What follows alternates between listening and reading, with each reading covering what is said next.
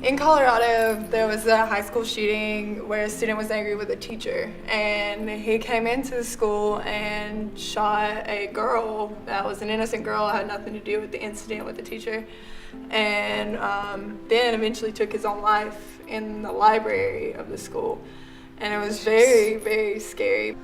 I'm sure that young man had some signs that somebody could have picked up on. We think about stuff like this all the time. We actually had a class on it in my Wellness for Life class, being an exercise science major.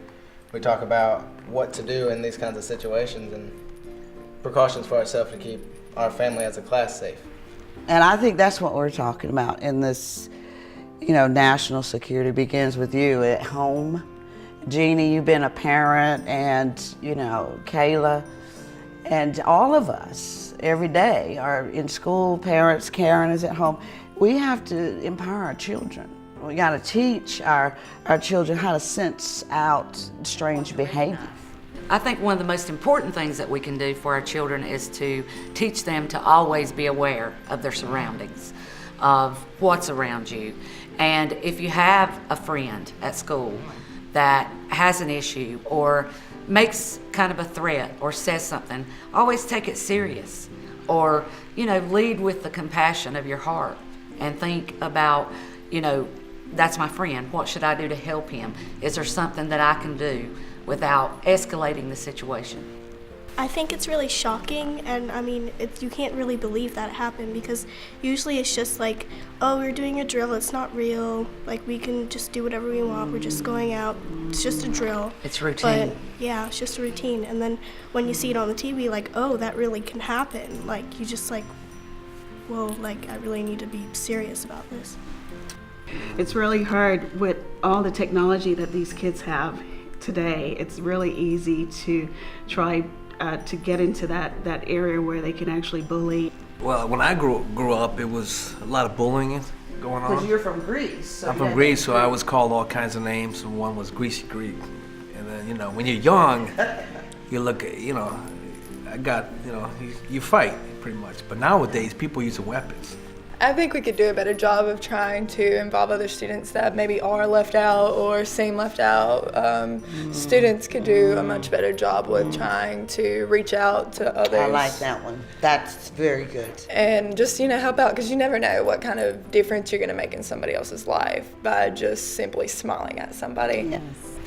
I would just say the best thing to do is to tell an adult, because it's better to get them to help you with the situation, because you don't want to try and situate with it on your own and try to solve the problem and then make a mistake and just make it all worse.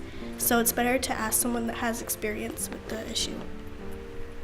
The parents should also work with their kids. I know that in middle school, there's a lot of kids that are in the popular group, and the other kids try so hard to get into the popular group. Yeah. So those parents who have the kids that are in the popular group might try to teach them to learn to be inclusive of everyone, and not, make sure that as long as my kid is doing fine, it's okay. Mm-hmm. Yes. Role play is an actual intricate part in teaching your kids. Yes, I like that. And that's very key in security. Even when I was in Vienna, with the Institute for Security World, they mentioned that, introducing role-playing, they call it movie theater training, and that's another way of learning. Not everybody is able to really capture the essence of what it is that's around them, what's lurking. But so that's really big, is situational awareness and role playing at home. I like that. I really like that. Not only you're aware at home or in your community, but now these institutions are learning that we have to do better jobs of learning how to get our kids and make sure that they're safe, learning how to teach them how to be secure and aware of their surroundings in the school as well. After Sandy Hook, I know in our small community of Burke County, there were no resource officers in our elementary schools, and now there is. Now there's a resource officer supposedly at every elementary school.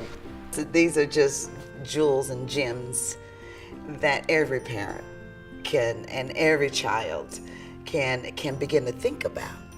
You know, we don't have all the answers today. There'll be some more tonight, and there'll be some more tomorrow. But at least we are now beginning to think about, you know, being that leader and being that person to reverse what we're seeing and dealing with these behaviors. That's what the Coach Tate Foundation is all about, is beginning to bring this awareness and keep it there. It's not a one and done. This don't stop. I know one thing I would give is continue to do what you guys are doing, you know, and lead, even with other parents. So I think this has been a great discussion. Thank you.